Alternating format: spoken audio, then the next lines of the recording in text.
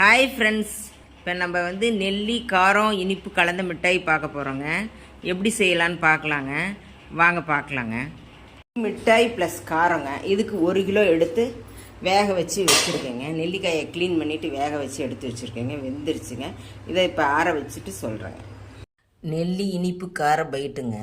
இந்த நெல்லிக்காய் வந்து நம்ம வேக வச்சு எடுத்து கொட்டிட்டு நம்ம அதுக்கு தகுந்த காரம், உப்பு, பெருங்காயம், ஜீரகத்தை வந்து வறுத்து அந்த பொடி கொஞ்சோண்டு, புதினாவை வந்து காய வச்சு நம்ம ஆல்ரெடி ஏற்கனவே நான் டீக்கெல்லாம் யூஸ் பண்ணுவேன், அந்த பொடி கொஞ்சம் போட்டுக்கிட்டேங்க. அப்புறம் காரம், இந்த மாதிரி பெருங்காயம், வெல்லம், நாட்டு சக்கரை கொஞ்சம் போட்டு யூஸ் பண்ணி கலந்துக்குவோம். நம்ம அந்த சாப்பிட்டு கொஞ்சோண்டு பார்த்தோம்னாவே அது உப்பு காரம்லாம் சரியாக இருக்கா, வெல்லம்லான்னு நம்ம செக் பண்ணும்போதே தெரியுங்க. அதுக்கு தகுந்த மாதிரி நம்ம போட்டுக்கலாங்க. போட்டு யூஸ் பண்ணி இதை 4-5 நாள் கொஞ்சம் சரியாக வெயிலில் காய வைக்கலைன்னா கூட 2 நாள் இப்படி நம்ம வெயிலுக்கு தகுந்த மாதிரி. ரொம்ப காய வச்சிடக்கூடாதுங்க. ஒரு மாதிரி ட்ரை ஆகக்கூடாது. கொஞ்சம் பதமாக தாங்க இருக்கணும்.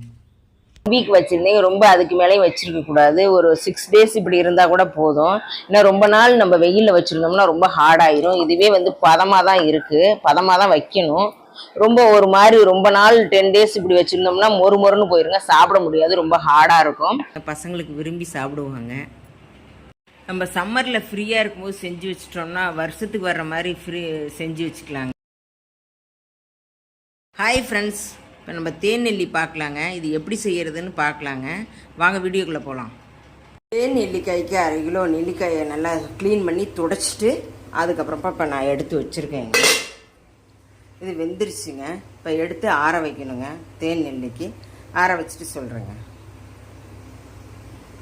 நெல்லிக்காய் ஊற போட்டுங்க. இப்போ 4 நாள் ஆச்சுங்க வெயிலில் வச்சு. இப்போ நைட் ஆயிடுச்சு, எடுத்து வச்சுருக்கேங்க. இப்படி தான் இருக்கும். நான் 10 days காய வைக்கணுங்க. ஃபுல்லாக ட்ரை ஆகிரும். அதுக்கப்புறம் நான் ஸ்டோர் பண்ணும்போது காமிக்கிறேங்க. தேன் நெல்லிக்கு ஆல்ரெடி நம்ம 2-3 நாள் வெயிலில் வச்சுட்டோங்க.